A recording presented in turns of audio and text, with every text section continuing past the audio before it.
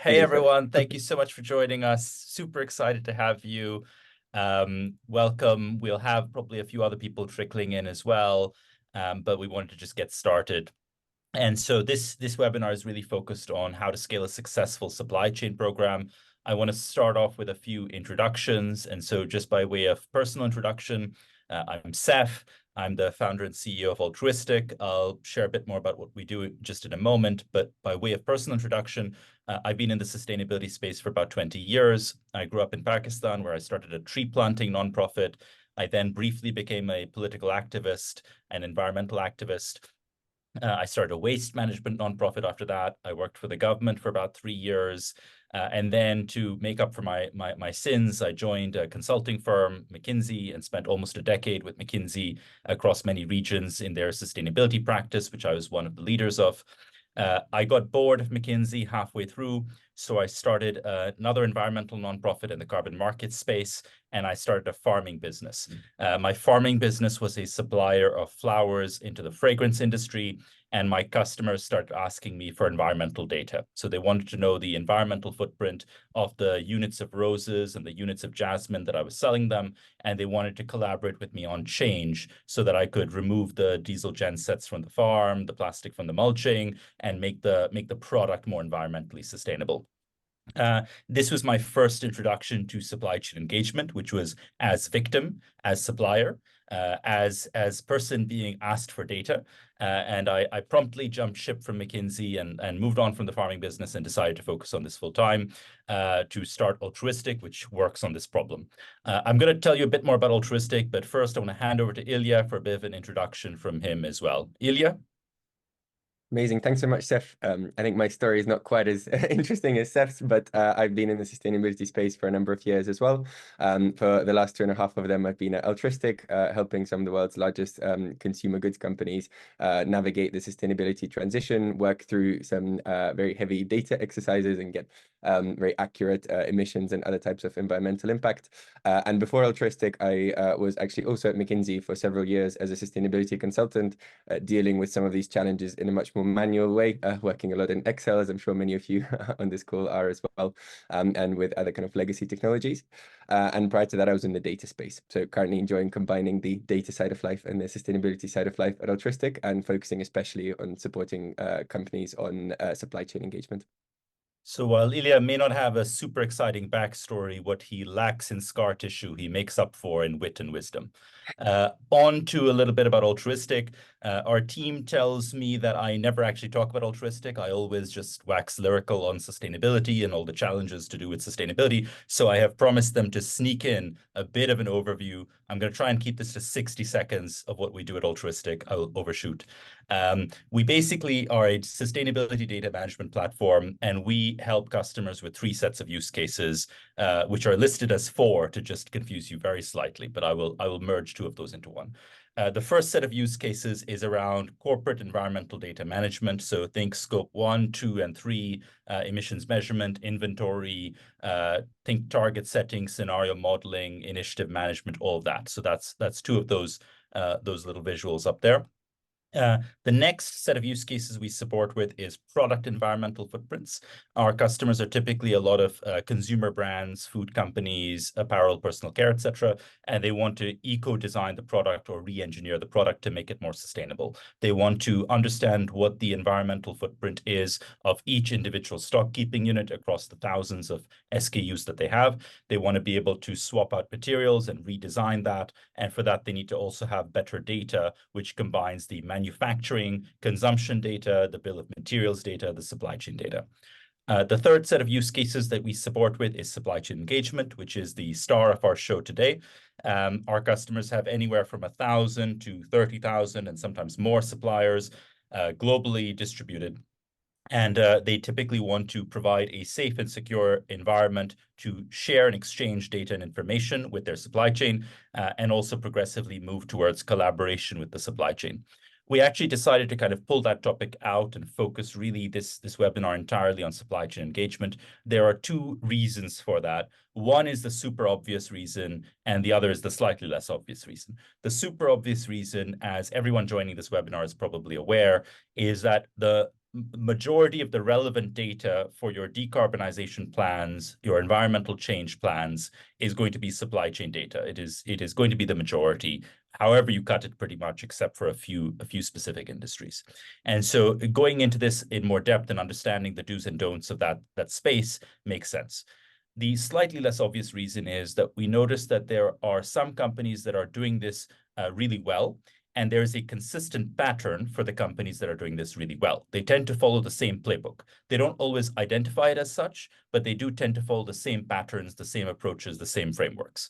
And so we wanted to bring that out and distill it so that we can share it across a wider community, because we see a second group of individuals, of companies and teams that are really trying to reinvent the wheel and approaching supply chain engagement from scratch. And so we wanted to provide them with this playbook from our experience supporting companies with their supply chain engagement programs globally. We have come up with a super catchy acronym to make this memorable, lest you forget any of the pearls of wisdom that we're distributing here. We call it the EPICS framework. I'm going to reintroduce Ilya to talk a bit more about the EPICS framework and go into each of the elements of this framework. And in case you haven't noticed, in our little sort of our dynamic duo, I am the talker and Ilya is the walker, which means that I come in to add flavor and color and insight and a bit of gray hair from experience. And Ilya is at the front lines working with our customers on this topic. So Ilya, over to you. Thank you very much, Seth. And as a comment on this very catchy EPICS framework, it is something that we've developed, obviously, from a lot of experience of working with companies on supply chain programs. And we found that it's actually quite applicable irrespective of the stage of the process that you're at.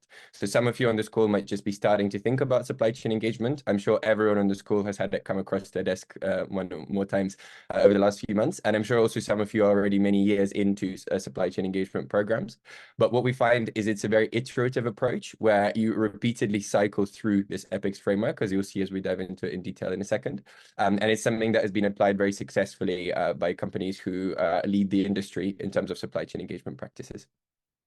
So to give you a very quick overview before we dive into the detail, the first step is educating and aligning business stakeholders. So establishing a common ground in your business and making sure all the different teams are bought in to, first of all, why you're engaging your supply chain. And second of all, what is the value that's going to be achieved out of that for each individual team that's involved. And of course, procurement is at the center of that, but other teams are impacted as well. And we'll talk about that in a second. The second one is prioritizing and cohorting your supply chain. So making sure that you're not trying to boil the ocean by going after every one of your tens of thousands of suppliers globally at the same time, but really focusing on the suppliers where you can get the most traction and drive the most impact, and making sure that you do that kind of cohorting and segmentation in a very holistic way. The third one is incentivizing those suppliers. And of course, that's a very much an ongoing process, but this is using a range of different levers, both financial and non-financial, to get suppliers to, first of all, share data, but also collaborate with you in the long term on topics like decarbonization, which, as Seth said, is absolutely essential for you to achieve any sort of scope 3 reduction goals that you might have. The fourth one is then capturing and tracking the data and the other insights that you're getting from suppliers, and doing that in as low effort a way, both for you and for your suppliers. And finally, the final one, and the one thing that many of us here are aiming for, is ultimately to reduce the impact and reduce the scope 3 emissions that you have, and ultimately decarbonize globally at the industry level. And this is what all of this kind of supply chain is ultimately aiming for. And this is, again, can be achieved with a specific set of levers that we've seen be successful at a number of companies that we work with. So as I go through this, if you guys have any questions, please feel free to put them in the Zoom chat. You can either do so publicly in the group chat, or you can message us directly in Zoom DMs if you want to keep your question anonymous. Of course, you're very welcome to do so. And then we'll tackle all the questions in the Q&A session. But you don't need to wait until then. If you have any questions live, please do pop them in the Zoom chat. All right. So if we dive into educating and aligning business stakeholders first, from what we've seen across the different companies that we've worked with, there are 4 core business drivers for why you want to engage your supply chain. And these will vary across your industries, across your state of sustainability maturity, what your leadership priorities are, what your investor and customer priorities are. But ultimately, we see it coming down to these 4 drivers. The first one is staying compliant. So, of course, for most of you on this call, CSRD, for example, will be on the agenda for next year, and making sure you stay compliant with the EU reporting directives, but also with the other requirements coming in other geographies now as well. and making sure that you've got the right level of supply chain disclosures, primary data availability, etc. as part of that. The second one is meeting the targets to which you've publicly committed. So again, I'm sure many of you already have publicly committed science-based targets, for example, for emissions reductions, and making sure that you achieve those is an essential kind of component of why you would reach out to your supply chain. And ultimately, you need to do that to track the reductions in your supply chain and achieve those targets. The third one is that customers are now and consumers in a B2B context are also now really starting to vote with their wallets and really care about the sustainability of individual products that you sell. And this is important both in a B2C and B2B context, where we increasingly see the need to have defensible product claims that you can make, which again require primary data from suppliers, as opposed to just relying on secondary data points that you might have.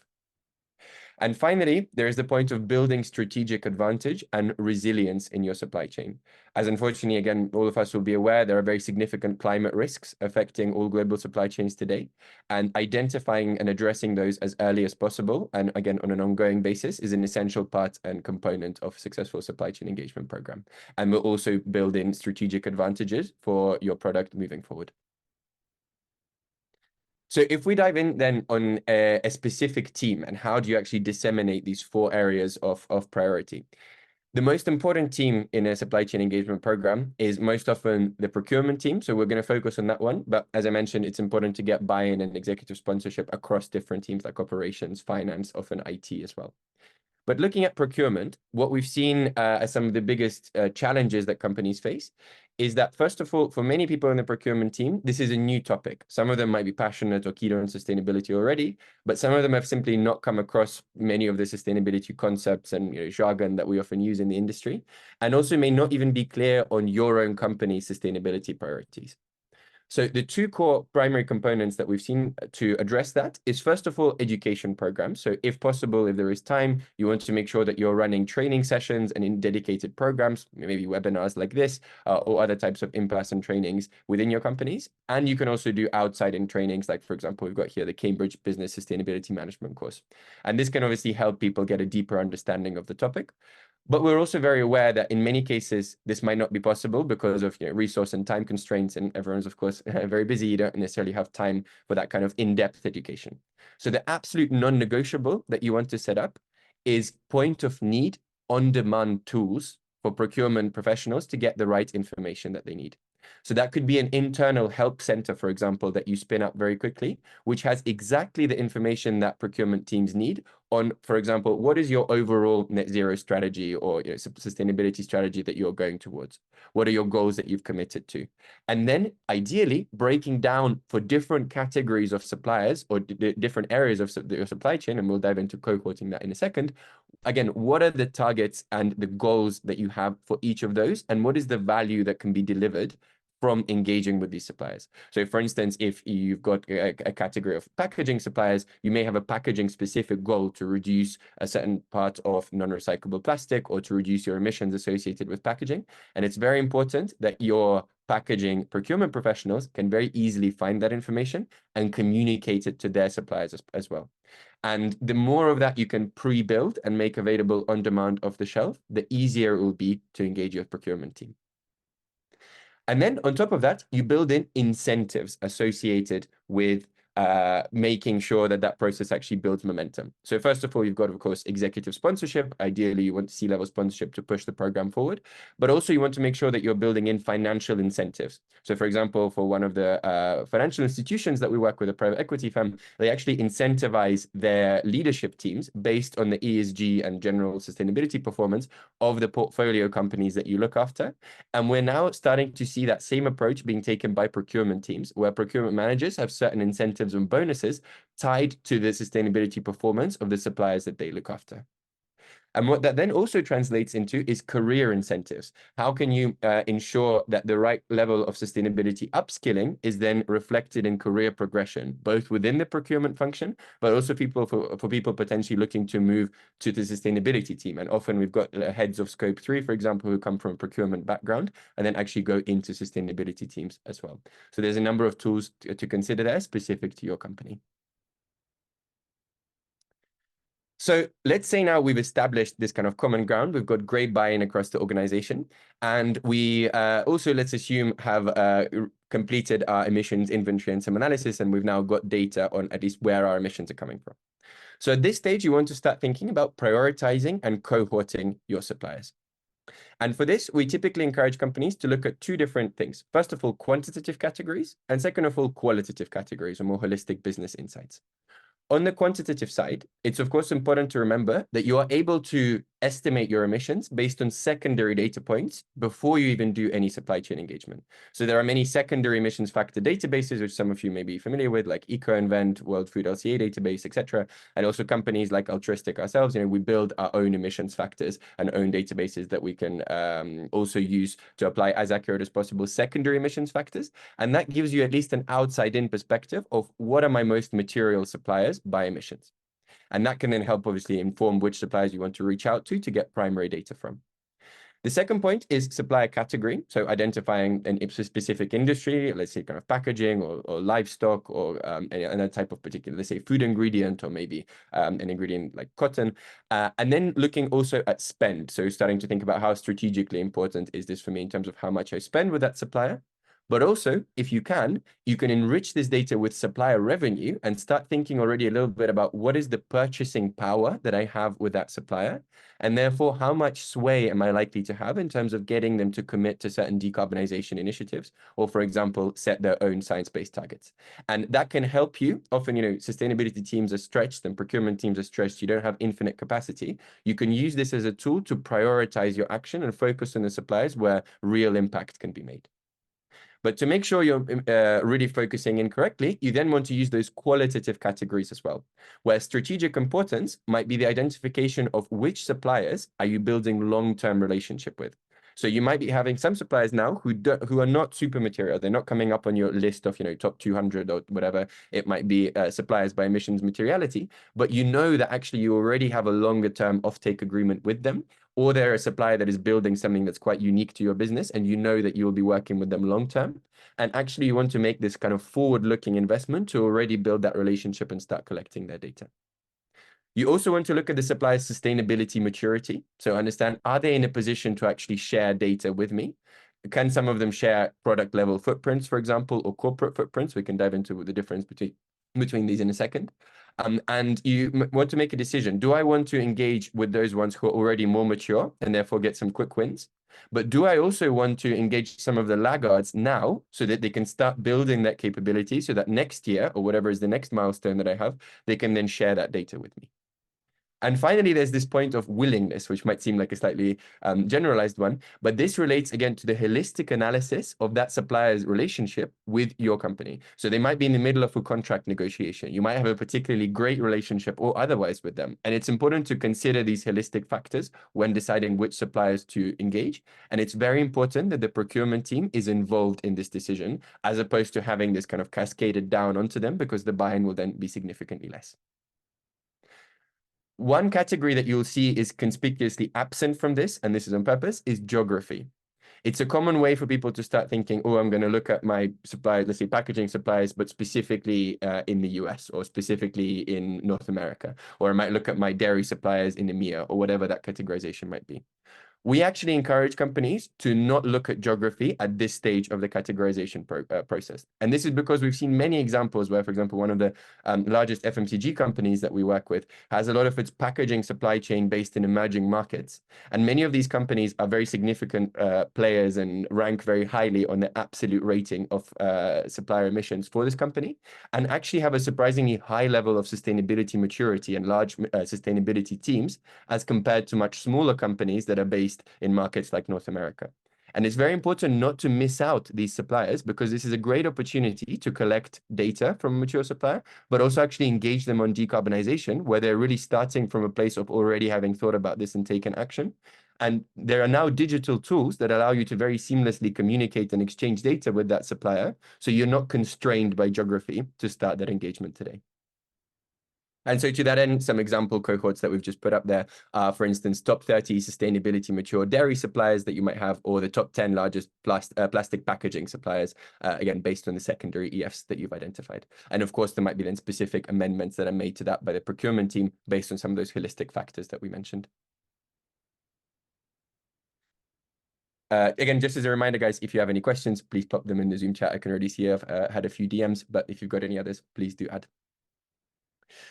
Great. So now that you've prioritized your suppliers and you know which ones you're reaching out to, how do you think about incentivizing them to actually start sharing data with you and collaborating? Well, we've put together this incentive matrix just as an example of some of the tools and levers that you have at your disposal. So in this 2x2, you see the Y category is reward and penalty, and the X category is non-financial and financial. And I'll just talk through some selected examples from these. You're, of course, welcome to review this material offline afterwards as well. And ultimately, which levers you pull really depends on your specific situation, where you are in the value chain, and what your relationship is with suppliers. Some of the most effective strategies that we've seen have ultimately come down to putting money on the table to pay for more sustainable products. So if you look at the example of, for instance, IKEA, which has very successfully reduced the emissions of its supply chain. If you look at Arla Foods in the dairy industry, for instance, and also more recently companies like Walmart, they are ultimately creating a financial incentives for their suppliers to decarbonize. However, that's not the only option you have. You can, for example, also just simply have longer off-term agreements, longer term offtake agreements with your suppliers to make sure that you have that commitment to a long-term relationship where suppliers might otherwise be scared to actually share fully transparently their emissions data with you. But if you're telling them that I'm actually happily going into, let's say, a 3-year contract with you rather than a 1-year contract, and over those 3 years, I want to see some progress of you making impact on decarbonization. It doesn't matter if you don't start in a good place, as long as you show some willingness to progress. That can create that collaborative atmosphere, which will make sure that you've got that contractual element of progress, but also that you are actually receiving the data from the supplier in the first place. And how do you then actually make that happen? Well, upskilling and supplier education is an absolutely essential part of that, because in many cases, there is actually a very sensible business case for sustainability on the supplier side, even without you putting money on the table. And that could be either because becoming more sustainable will actually save them money from their own cost perspective, or there are other customers who are willing to put money on the table already for them to be more sustainable. And you simply helping them build that business case and giving them the internal resources to understand that and actually build that out together will help them then commit to certain decarbonization initiatives. And we've seen many successful examples of that. One of the kind of good kind of, I think, examples or elements of that is when suppliers are starting to use that availability of sustainability data as a commercial lever. So, for example, we are working with one of the largest logistics companies in Europe, and they have very granular trip level emissions data that they're able to share with their B2B customers. And in commercial processes, they're able to have those discussions and say, I can first of all be very transparent about what the exact emissions are associated with the exact vehicles going to your location over the course of the year, but also how I'm planning to reduce this because of my vehicle changes, because of my route optimization, etc. And that's simply a distinguishing capability which other companies who they're competing with for bids and RFPs don't have, and that allows them to have preferential commercial terms and win more contracts ultimately with their customers. And helping your suppliers realize that and the benefits of that sustainability investment is what will help them make that move. As a quick note on the penalty side of this incentive matrix, we haven't seen these penalties really take shape in a significant way so far. On the left bottom side, this is more to do with regulation. And I think we are going to increasingly see some suppliers who, for example, are unable to comply with deforestation guidance according to the CSD, Triple D and other EU regulation, simply lose out on business. And we also see in the long term carbon pricing becoming an increasing factor that increase the costs of products which are unable to prove their sustainability. But these are things that are more kind of on the horizon at the moment, as opposed to already being implemented. Great. So let's say you've now got a good understanding of how to start incentivizing your supply chain, and you're already starting to get some good engagement. So how do you then actually capture and track that data from suppliers in a consistent and low effort, ideally, way? Well, we've got a couple of pain points listed here on screen, which I'm sure many of you will relate to. First of all, when you're trying to collect supplier data, for those of you who are already on this journey, I'm sure this is a very large cost center, both for you and for your suppliers, because often for you, it's a manual process where you're sending out emails or surveys of some kind, or asking suppliers to fill in a very specific type of template that you're sending them over. And for suppliers, they're on the receiving end of potentially dozens, if not hundreds of surveys like that, which they need to complete for different customers of theirs. And ultimately, this is a kind of lose-lose process, because they're less incentivized to share data with you. They're less incentivized to actually produce that data in the first place. And the supplier sustainability teams, as we know from many companies that we work with, are just absolutely swamped in this reporting instead of spending time on actual decarbonization, which will ultimately benefit you as their customer. So to avoid that, there's a couple of strategies, which we'll talk about in a second. But what it yields is also low response rates, right? Because suppliers simply don't have the capacity to respond. And the other big challenge that we often see coming up is variable data quality. So again, partly because there's a little standardization, partly because suppliers are swamped, and partly because there are different stages of that sustainability maturity journey. Some of the data that you will get will be hard to validate. So it might be a corporate footprint where somebody's calculated their scope 1, 2, and 3 emissions and sent them to you. It might be a product-specific footprint, which is much better, where they're saying this specific item that I've bought from you has this specific emissions. Or it might be even, let's say, a pact conformant footprint. So some of you here might be members of the PACT Coalition, the Partnership for Carbon Transparency. That's a new standard that's being created by the WBCSD, the same people that created the GHG protocol for emissions calculation. And it creates new, more stringent guidelines for how product footprints should be calculated across different industries. And we can dive into that in a second as well, but that's a little bit more verifiable. However, what you'll likely see is this kind of full range of that data, and you'll need to take certain steps to deal with it. So how do you address these three issues? Well, first of all, you want to build a supplier-centric program. So a program that is not just oriented at solving your challenge of I want supplier data, but actually really looks at it from the supplier perspective as well.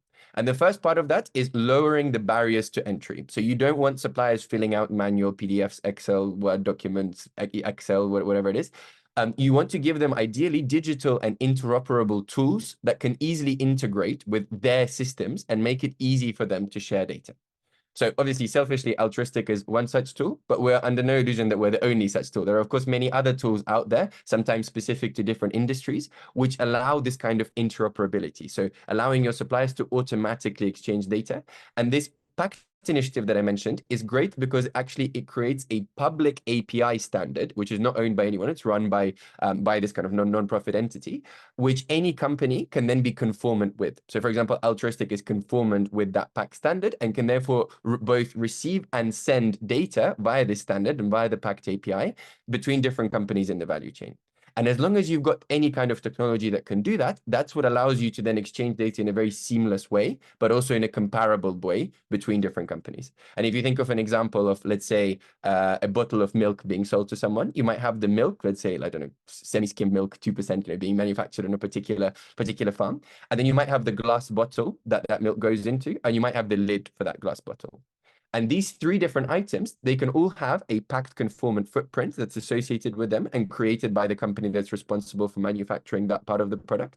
And they can all come together like Lego blocks that stack on top of each other to create a composite product carbon footprint. And that's what can then be received by the end customer, for example, for resale to a consumer. And you have a very clear idea of exactly what makes up this product.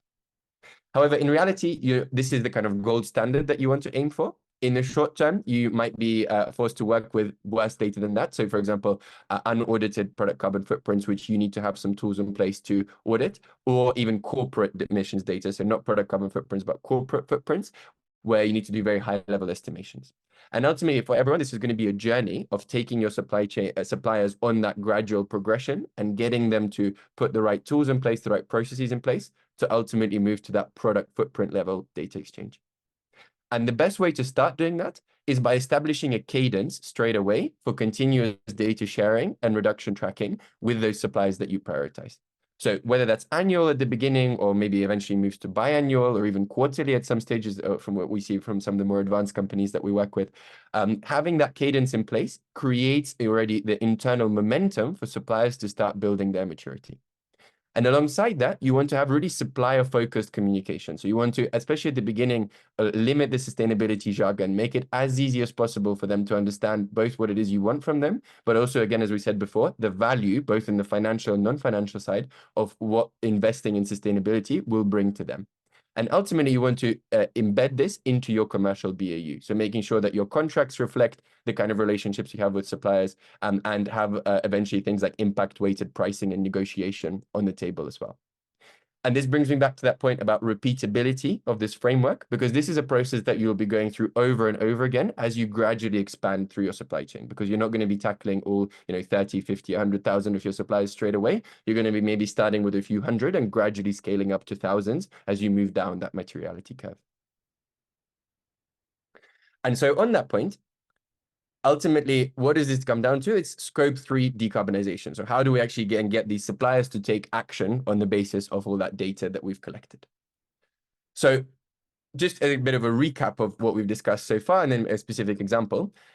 First of all, you want to communicate your sustainability strategy and targets very clearly to your suppliers. Make sure that they know what are the targets that you're working on, whether that's science-based targets or otherwise.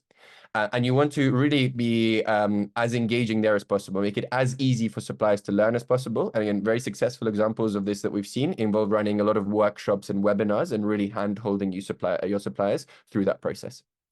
The second one is then to start encouraging those suppliers to set their own reduction targets, and actually then, as we discussed, help them build their own initiatives and business cases. And often there are many opportunities for co-investment. Again, we see some companies that we work with have glass as a big source of their emissions in their supply chain, and they're looking for ways to collaborate with glass manufacturers to, for example, help them set up hybrid furnaces, for instance, and actually move to a less energy intensive way of producing glass and therefore lower their emissions footprint. And that's something that they're willing to co-invest into. So it's not just all the burden is on your supplier in that situation.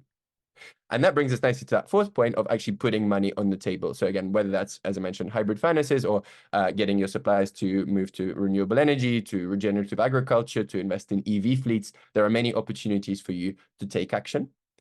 And in terms of the most effective way of taking that action, well, we have this aptly named slab theory, where if you think about a slab as a layer of rock and multiple layers of rock coming on top of each other, what you want to do is identify cross-cutting sectors within your supplier's emissions profile, such as, for example, energy or power being a very straightforward one, and then focus on addressing it across that prioritized cohort. So if I come back to that glass example, where energy use is a major driver of emissions across each of the different glass suppliers that I've collected data from, how can I then address that en masse? Well, for example, I can enter into a mass purchasing contract, or help facilitate a mass renewable energy purchasing contract in a particular region. And this is actually something that we're doing with some of the customers that we work with. You could also coming back to that previous example, help them establish some hybrid furnaces where multiple providers work there and manufacture glass there. And there are a number of different initiatives like this for each of these cross-cutting segments that you can address. But this is really impact at scale, where, of course, you can engage suppliers individually and work on very specific examples and case studies with them. And they make for a great read, when it comes out in some ESG news website. But in reality, the real impact will come from these at-scale initiatives that affect multiple of your suppliers at once in these cross-cutting slabs, as we call them. Great. So thank you so much, everyone, for bearing with us on that. I've seen there's quite a few questions already in the chat, and we'll start working through them gradually. But in the meantime, if you've got any other questions, please feel free to add them to the chat as well. Yeah, Ilya, there's some fantastic questions here. What I suggest is let's start working our way on a first come, first served basis through the chat. And then if anyone raises a hand, we'll prioritize anyone who kind of wants to put a face to the question, and then we'll switch back to the chat. I think there's a few questions here around carbon pricing, which I find super exciting, so I'm happy to jump in. I actually think we might want to run a separate webinar at some point on carbon pricing. But let me maybe give my perspective, and Ilya, feel free to chime in. But we think about carbon as a liability. And so you're basically acquiring the liability as part of your purchase of a product. Let's say you're buying milk, you're buying glass, you're buying whatever, you're buying embedded emissions within that product. And so if you think of that liability, let's say along with the glass or along with the milk that I've purchased a ton of emissions or a ton of CO2e. You need to think about what it costs you to get rid of that ton elsewhere in your estate, elsewhere in your business, elsewhere in your supply chain. For that, you need two elements of data. You need to know what the emissions are in your baseline, in other activities, in other parts of your supply chain. And you need to have a good conversion rate for what it costs to take a ton of emissions out of that component. If you think of what it costs to take a ton out, it's fairly straightforward. So let's say that you have a ton of emissions that you're acquiring as part of a material purchase, and actually you know that it costs you $2 per ton on average to shift your renewable energy to shift your power consumption to renewables. And you actually can look at the different activities involved in driving your baseline up, and you see that one activity actually costs $2 per ton to decarbonize, another costs $3, another costs $4, another costs $5. You can take a weighted average and actually create your weighted carbon cost for your business. This is pretty much the marginal abatement cost curve logic. If you think of that as the cost it takes to remove a ton of emissions, you now have a carbon price or a carbon cost that you can use to compare with what you're buying. And so the way that we think about it is, if you know the emissions embedded in what you're purchasing and you know the cost of taking a ton of emissions out of your baseline, then you can actually start using carbon pricing as a tool to make better purchasing decisions.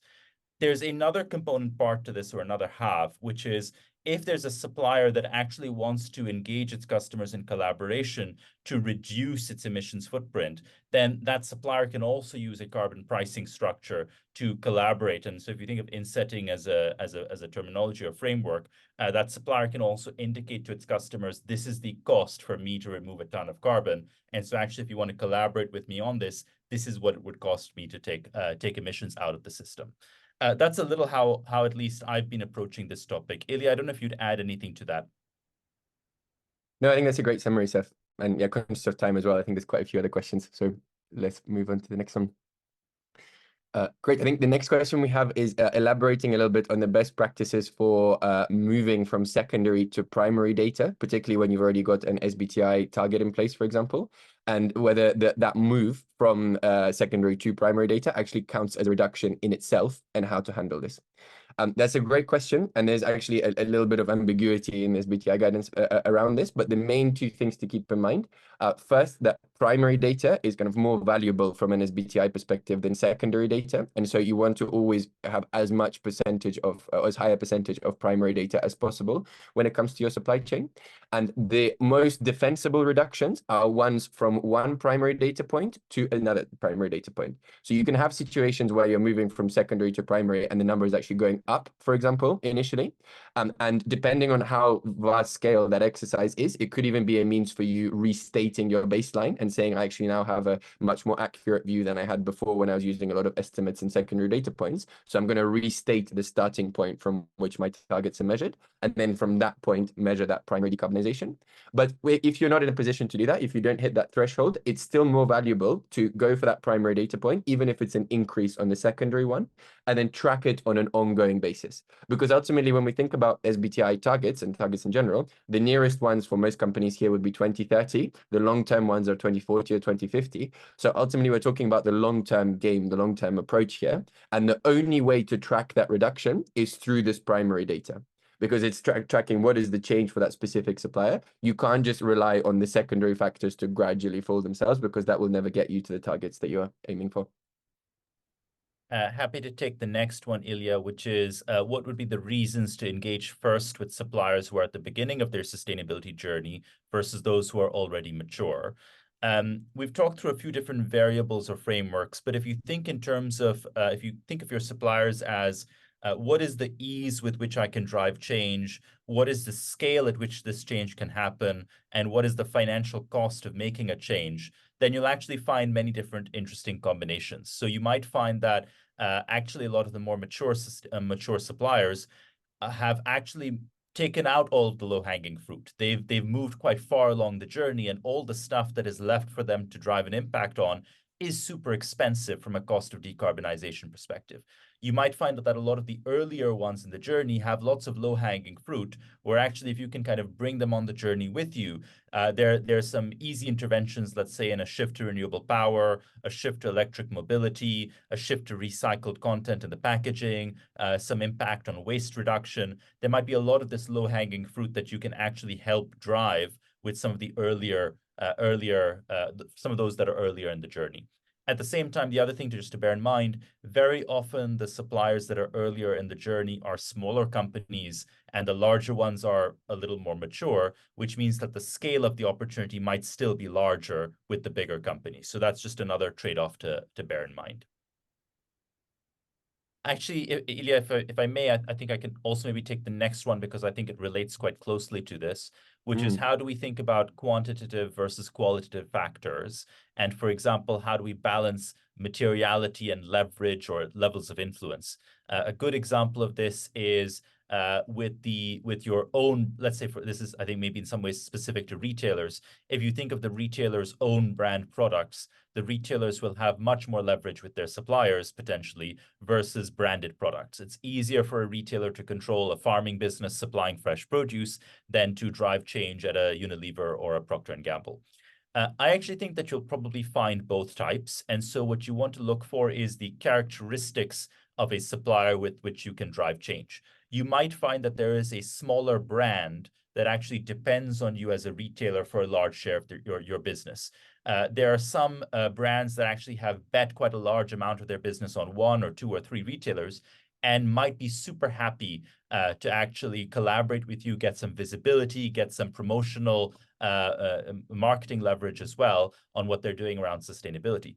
By contrast, you may find that some of the large contract manufacturers that are producing or supplying your own label are actually harder for you to navigate, harder for you to drive change, less ready to rip up the playbook and go with something new.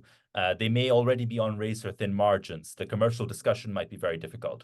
So I would, again, look at it in terms of how easy is it for me to influence this specific company? What is the sort of slab that I want to try and drive change on? Is it something that's already been acted on or not? What is the cost of driving change? And take it from there. Ilya, do you want to do the next one? Yeah, sure thing. So the great question, how should a company tackle the lack of availability of carbon footprint data for products or services at the supplier level? And it's a great question, one that everyone is bumping into, unfortunately. So there's a couple of things to think that. One is this upskilling element, so making resources available to your suppliers to help them start that journey and eventually create that data. From a selfish perspective at Altruistic, again, this is one of the challenges that we were sort of created to solve. And the way that we approach it is we actually allow our customers to onboard all of their suppliers for free to a free version of the Altruistic platform, which gives them a very basic starting point and a basic calculator to actually already start calculating their data there. And what we're seeing some really advanced companies doing as well is actually sponsoring in various ways their supply chain on particular parts of getting this data available. So whether that's sponsoring a specific one-off LCA or sponsoring them to use, again, a digital platform to calculate those emissions, that's something that we're seeing as well, where it's a particularly strategic relationship. But again, the most important thing there, I think, is coming back to that point of helping suppliers realize the value of investing into sustainability, because in the vast majority of cases, that value will be far greater than just pleasing you as the customer who's requested the data. And if you just invest the time in helping them build that business case or empower your procurement team in helping them build that internal business case for why it makes sense for that supplier to start calculating their product footprint data, you will see a lot of traction that way as well. And of course, the impact won't be immediate, but this is a kind of long-term investment that needs to be made. And Ilya, I'm happy to take the last one, which is related to variable data quality. Do you expect assurance of data to distract from the pace of decarbonisation? I think that the importance of assurance is highly correlated to the amount of money being spent. So if you think about a lot of the low-hanging fruit, a lot of the cheaper initiatives, you don't need assurance. You don't even need great quality data to know that this is the right thing to do and to go for it.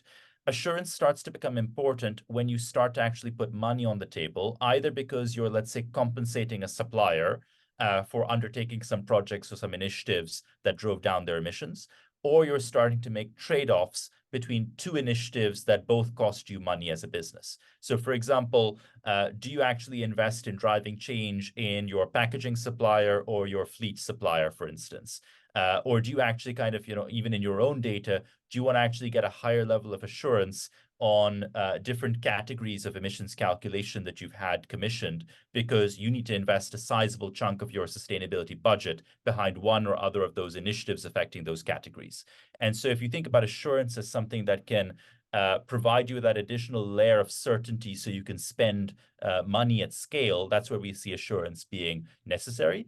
I would say that if assurance requirements are rolled out either by regulation or by large brands across every kind of supplier, regardless of shape and size and scale, I think that's likely to be a distraction. And then let's see if we can squeeze in the last question. Sorry, Ilya, do you want to take this one around reducing manual work? Yeah, sure thing. Matty, unfortunately, there's no kind of silver bullet to this, but there are a number of effective strategies that you can start implementing. One is using machine learning to start reviewing the types of evidence that suppliers submit with their data. And unfortunately, as we mentioned, there's a lot of variability of data. So you need to gradually train those machine learning engines to be able to recognize different types of certifications, auditing materials, and other types of data that suppliers submit. At the same time, there is a move gradually towards standardization. So as we mentioned, the pact standards is one example of this, where suppliers, at least in those particular industries, are now starting to conform a little bit around a particular way of sharing data where you already have some assurances about its quality. But ultimately, it's about building that kind of resilient infrastructure with both human in the loop and automated process for verification and supporting the adoption of these standards. And there are a lot of quick wins there. For instance, a lot typo detection, having the wrong units entered, outliers. A lot of this stuff actually, like, we have a lot of tools for this, and other providers will as well, to make sure that you can strip out those sorts of errors. I think we're at time, Ilya. So super exciting to have run this with you. Thank you so much for a lot of amazing questions. It was great to see some familiar faces as well. We'll be doing a few more of these also. So if you have suggestions on which topics you'd like us to dive deep on, please drop us a note, either LinkedIn or email, or however you like, and we'll make sure we prioritize the topics that are exciting for you. And once again, thank you so much for taking time and joining us. Thanks so much, everyone. Bye-bye.